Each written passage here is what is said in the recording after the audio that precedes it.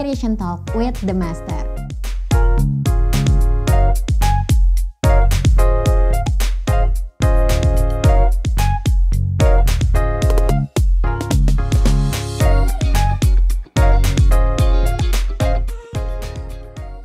Hai Masterian, kembali lagi bersama saya Ino di Master Talk, Inspiration Talk with the Master. Gimana nih kabar Masterian semua? Semoga selalu dalam keadaan sehat ya. Nah, hari ini saya akan ajak Masterian semua untuk ngobrolin hal yang sangat menarik nih, yaitu gimana sih caranya mengatasi tantangan data di era cloud dan juga di saat yang sama kita berusaha untuk meningkatkan value dari data tersebut. Tentunya saya nggak sendirian dong, karena saya udah ditemenin sama ada Mas Ishak Tanoyo, HPE Senior Business Development Manager, dan Mas Andreans Johansen, Pre-Sales Manager dari Master System Infotama. Halo Mas Ishak, Mas Hansen. Halo. Gimana kabarnya Mas? Baik. Luar biasa. Oke. Nah, ngomongin soal tadi saya udah ngomongin di awal tentang tantangan data ya. Memang kalau yang kita tahu kan data itu jadi salah satu pilar utama untuk transformasi digital ya. Bahkan data ini memang diprediksi dari IDC kalau jumlah data global di tahun 2025 nanti akan mencapai 181 zettabyte dengan laju pertumbuhan sebesar 23% dari tahun ke tahun ya Mas ya. Nah, mungkin untuk Masterian semua saya juga mau info nih, kalau 1 zettabytes itu setara dengan 1 juta terabytes. Wow, besar sekali ya, kebayang dong gimana banyaknya jumlah data di tahun yang akan datang. Mungkin saya mau ke Mas Ishak dulu nih sebelumnya. Gimana Mas melihat fenomena ini Mas? Nah, betul sekali seperti yang Mbak Ino katakan ya. Jadi transformasi digital itu adalah yang menyebabkan fenomena yang sekarang ini bisa kita katakan sebagai ledakan data. Karena banyak perusahaan yang sebelumnya itu memandang sebelah mata data. Jadi mereka menganggap data ya hanya sekedar dikumpulkan. Jadi bukan sesuatu aset yang penting untuk dikelola. Nah, saat ini karena adanya perubahan atau transformasi digital itu menyebabkan si perusahaan ini mulai aktif melakukan analisa data untuk keperluan bisnisnya mereka. Nah, ini bisa terjadi karena ada peningkatan konektivitas. Jadi saat transformasi digital itu terjadi, didukung juga dengan konektivitas yang semakin cepat dan koneksi yang semakin mudah didapatkan oleh konsumen maupun perusahaan tersebut. Nah, contoh paling gampang adalah jika perusahaan contoh seperti perusahaan startup gitu, mereka punya aplikasi kan. Nah, pada saat aplikasi itu digunakan oleh konsumen nih di handphone mereka, sewaktu konsumen itu melakukan input data, itu adalah data yang akan jadi data itu akan disimpan nih. Nah, dari data yang sederhana itu, maksudnya yang customer hanya input, kemudian browsing, cuman sekedar lihat-lihat pun, itu semuanya data itu akan terrecord di si aplikasi ini. Nah, dengan kata lain, jika itu terrecord berarti akan semakin banyak data. Dan data itu yang paling banyak sumbernya adalah yang dari Edge. Jadi Edge atau IoT, jadi perangkat-perangkat sekarang seperti ada lampu yang bisa di remote pakai wifi, ada TV yang bisa dinyalain atau AC bisa dinyalain dari remote. Jadi kita nggak harus di rumah tapi kita bisa melakukan segala sesuatunya dari jauh gitu. Itu ada data yang ditransmit di situ seperti itu. Nah, data ini akan digunakan oleh si perusahaan untuk dianalisa, kemudian bisa juga analisa pasar, terus analisa market. Jadi maksudnya adalah analisa dari behavior dari konsumennya seperti itu. Jadi jika itu dianalisa dengan baik, nanti perusahaan bisa menghasilkan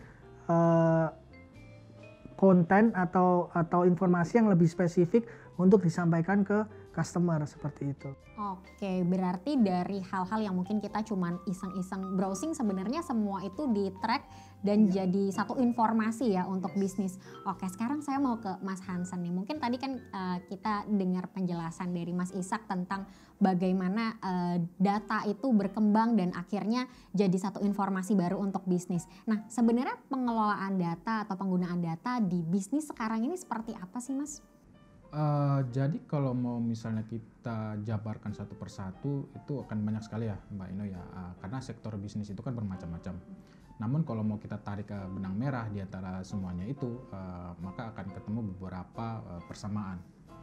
Misalnya bisnis consumer itu menggunakan data untuk merancang buyer journey. Nah, dan ini ada hubungannya pasti dengan personalisasi, ya kan, masing-masing konsumen. Artinya apa? Konsumen itu kan beragam dari sisi usia, interest, jenis kelamin, atau maupun sampai ke kemampuan finansialnya sendiri. Nah, artinya apa? Semua data ini diolah untuk bisa memberikan penawaran yang tepat kepada konsumen.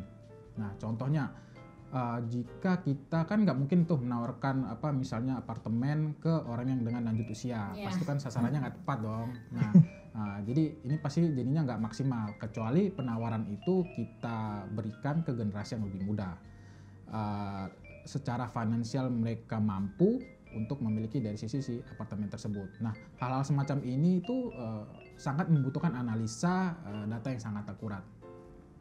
Atau misalnya data juga bisa digunakan untuk menganalisa tren pasar. Jadi dengan melihat kecenderungan konsumen, kita akan tahu bagaimana kita akan bertindak ke depannya. Contohnya di industri kesehatan, ternyata banyak konsumen yang sedang mencari kebutuhan vitamin untuk menjaga daya tahan tubuhnya. Nah, biasanya dari industri kesehatan itu akan melihat tren tersebut dan akan melakukan kampanye untuk menjaga daya tahan tubuh. Nah, sebenarnya contohnya masih banyak lagi nih Mbak, tapi rasanya nggak mungkin Ya, oke. Tadi kita udah berarti memang data itu sekarang sangat penting dan juga dimanfaatkan dengan beragam cara ya untuk kebutuhan bisnis juga. Nah, sebenarnya ada tantangannya nggak sih dalam mengolah data, Mas Ishak? Tentu ada dong. Kalau nggak ada tantangannya nggak asik. Gitu. Jadi ada beberapa tantangan untuk yang pengolahan data itu. Yang pertama, tantangan pertama adalah dari jumlah data itu sendiri. Karena tadi dari awal yang hal-hal sederhana pun yang menurut kita kayaknya itu hal simpel ya, tapi itu di-record semua kan. Contohnya tadi kita browsing atau kita lagi scrolling aja itu semuanya ke-record gitu. Apa yang kita klik, apa yang itu semuanya kan ke-record. Jadi data itu bertumbuh dengan sangat eksponensial. Jadi kita nggak bisa membatasi jumlah data yang akan bertumbuh itu seberapa besar seperti itu. Nah, itu jadi tantangan tersendiri karena ya dengan data yang sangat banyak itu berarti kan akan sangat kompleks. Kemudian data juga tipenya macam-macam, ada file, ada image, ada video. Itu semua file-file yang unstructured data yang nggak mudah untuk di manage dibandingkan dengan data-data yang udah structured seperti data yang ada di table atau di database seperti itu. Nah, kemudian yang kedua adalah tantangan kedua adalah mengenai kompleksitas data. Jadi kompleksitas data ini berbicara masalah data yang masuk itu biasanya adalah data yang kotor. Jadi untuk bisa menghasilkan informasi yang tepat atau untuk bisa diolah itu berarti kita harus melakukan filtering dulu, karena kalau enggak ya mungkin banyak data yang ternyata nggak berguna atau datanya itu duplikasi. Jadi sebenarnya karena datanya itu terduplikasi dengan sangat banyak, itu juga akan menghabiskan resource atau kapasitas penyimpanan yang dipunya oleh perusahaan atau dari sisi bisnis seperti itu. Tantangan yang ketiga adalah mengenai dari sisi teknologi. Jadi banyak dari sisi bisnis atau perusahaan itu dia masih menggunakan sistem penyimpanan yang tradisional. Maksudnya tradisional adalah mereka menyimpan ya pas saat mereka butuh mereka akan beli, sehingga banyak perangkat mereka akan menyimpan data itu di banyak perangkat dan data itu masing-masing berdiri sendiri-sendiri. Artinya data itu tidak terkonsolidasi. Nah, kalau datanya tidak terkonsolidasi artinya pas saat perusahaan akan menggunakan data tersebut untuk dianalisa, mereka akan banyak kompleksitas ya gitu. Nah, solusinya adalah gimana caranya kita bisa mengkonsolidasikan data itu menjadi satu kesatuan solusi, sehingga itu akan mempermudah perusahaan untuk melakukan analisa seperti itu. Baik. Oke. Nah, mungkin ngomongin tadi juga ya pengolahan data, kita juga suka secara pribadi data kita pribadi aja kadang nyimpennya suka bingung ya, misalnya aduh data penjualan tahun ini disimpan di mana ya, tahun kemarin disimpan di mana ya, jangan-jangan semuanya mencar-mencar. Nah jadi emang permasalahan data ini cukup kompleks ya kalau nggak ditangani dengan maksimal. Nah mungkin setelah tadi kita dengerin tantangannya apa saja, nah Mas Hansen gimana sih kita bisa mengatasi tantangan-tantangan tersebut nih? Transformasi digital itu mungkin suatu langkah yang sangat bagus ya, karena perusahaan yang tidak bertransform untuk saat ini itu pasti akan susah untuk bersaing di dunia bisnis. Jadi dengan modernisasi infrastruktur ataupun menyimpan dan mengolah data bisnis itu bisa mengatasi dari sisi masalah cost.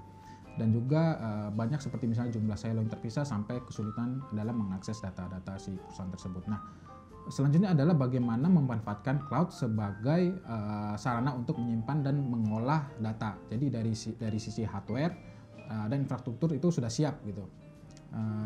Dan juga bagaimana kita akan mengandalkan dari sisi cloudnya juga gitu kan. Nah istilahnya untuk tempat bergerak dari si data si perusahaan tersebut. Nah ini sebenarnya udah satu kesatuan dari sisi hardware dan juga infrastruktur tadi. Kalau keunggulan cloud yang saya rasa semua sudah paham ya. Saat ini kan banyak perusahaan sudah banyak yang beralih ke cloud ya, baik itu public ataupun private ataupun yang hybrid, yang penggunanya secara menggunakan hybrid, menggunakan on-premise private cloud ataupun public cloud. Nah, salah satu keunggulannya adalah pertama dari sisi fleksibilitas. Kita bisa mengeskalakan sesuai dengan kebutuhan kita jika kita menggunakan cloud. Dan juga kita bisa melakukan proses analisa yang lebih cepat, umumnya dengan bantuan AI, dan bisa juga sebagai sarana untuk memeriksa kualitas dari data itu sendiri, entah itu ada duplikasi ataupun data valid dan sebagainya. Nah, jadi nanti dari sini itu dampaknya akan sangat luas ya. Salah satunya itu dari sisi keamanan data dan upaya penyusupan ke dalam data si konsumen tersebut. Kalau datanya berkualitas, ketika ada satu yang aneh misalnya, itu akan langsung ketahuan. Intinya seperti itu sih Mbak Ino. Oke. Nah kalau dari Mas Ishak sendiri mungkin ada yang mau ditambahkan? Mas? Nah menambahkan dari penjelasannya Pak Hansen tadi, untuk masalah cloud dan infrastruktur data ini sebenarnya ada banyak solusi yang ditawarkan. Nah dari situ pun kami dari HPE kami juga punya banyak portfolio yang bisa digunakan atau dimanfaatkan oleh bisnis. Jadi entah itu sebagai penyimpanan data saja, atau bisa juga penyimpanan data sekaligus analitiknya, maupun juga bisa untuk penyimpanan data yang digunakan menggunakan aplikasi cloud native. Itu kita semua punya solusinya, Mbak. Oke, HPE punya solusinya. Betul. Nah, tapi sebelum ke situ saya mau bacain dulu nih, ada riset dari Flexera di tahun 2022 ini 89% bisnis di dunia sudah mengadakan multi cloud untuk operasional bisnisnya, di mana 7% diantaranya memilih multiple public cloud, 2% multiple private cloud, dan 80% memilih hybrid cloud yang merupakan gabungan dari private dan juga public cloud. Dan gak hanya itu, jadi bisnis juga melakukan serangkaian langkah untuk mendapatkan optimalisasi dari penggunaan cloud ini.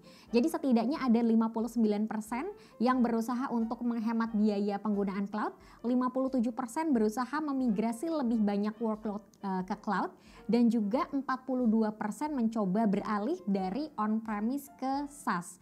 Nah, Mas Hansen nih, kira-kira lihat fenomena perpindahan ini gimana nih Mas?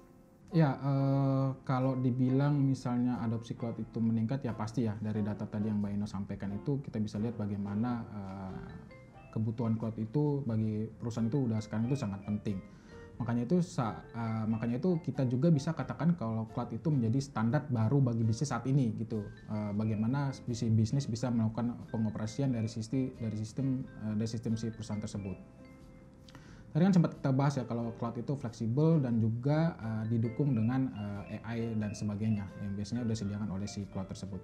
Nah, optimalisasi ini juga penting. Kenapa? Agar penggunaan cloud juga maksimal. Artinya apa? Artinya dari sisi biaya yang dikeluarkan si cloud tersebut semuanya bisa dimanfaatkan dengan baik.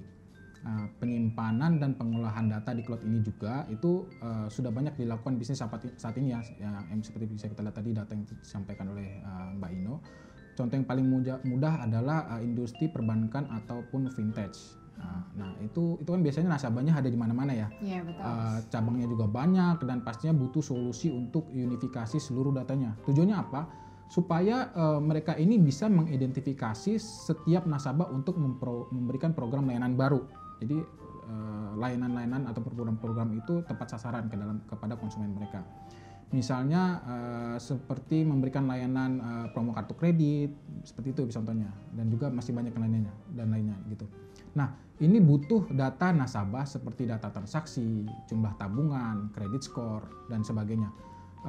Bisa kita bayangin kalau misalnya kita melakukan itu tanpa cloud. Nah, mungkin industri-industri perbankan itu harus menyortir satu persatu ya di setiap cabangnya, dan itu akan melelahkan dan juga akan memakan banyak waktu seperti itu, Mbak. Oke. Nggak kebayang ya kalau harus sortir satu-satu ya, Mbak. Kalau bank besar satu-satu sortir mana nih yang cocok kita tawarin untuk pengambilan kredit, kayaknya nggak kebayang sih pusingnya ya. Nah, mungkin inline dengan itu nih mengenai biaya cloud sekarang. Ternyata nggak sedikit juga ya bisnis yang merasa bahwa pengeluaran mereka di cloud itu belum dimanfaatkan dengan maksimal. Jadi setidaknya ada 32% yang merasa mengalami hal tersebut. Nah, uniknya justru jumlahnya terus meningkat dari tahun lalu yang cuma 30% nih. Mas Ishak gimana Mas ngelihat hal itu Mas? Nah, untung Mbak Ina mau bahas ini nih. Jadi saya katakan sekali lagi nih untuk para pemirsa juga yang menonton saat ini.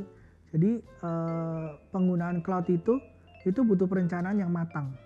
Jika perencanaannya tidak matang, memang awalnya terlihat sangat menarik, atau maksudnya banyak orang yang tergiur untuk memanfaatkan cloud ini, karena ya memang dari awal yang ditawarkan memang benefitnya sangat banyak sekali dan memudahkan kita, terutama masalah fleksibilitas dan masalah biaya yang murah gitu. Kalau customer dia harus mempunyai infrastruktur sendiri, itu mereka membutuhkan modal yang besar di awal. Nah, dengan menggunakan cloud ya memang terlihat murah di awal, tapi nggak semua bisnis itu cocok menggunakan cloud.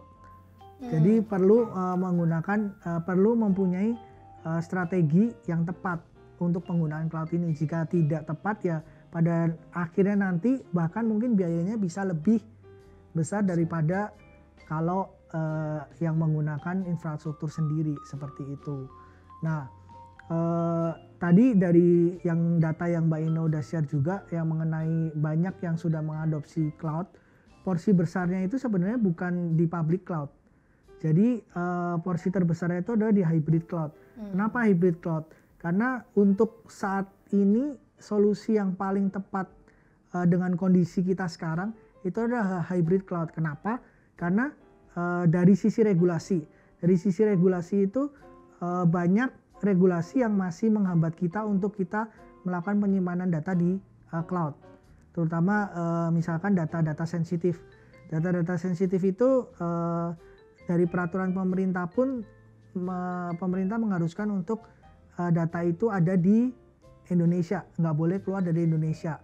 Sedangkan banyak public cloud yang ada, yang terutama yang besar-besar, itu mereka belum semuanya memiliki data center atau perangkat di Indonesia. Artinya itu salah satu hambatan yang perlu dipertimbangkan.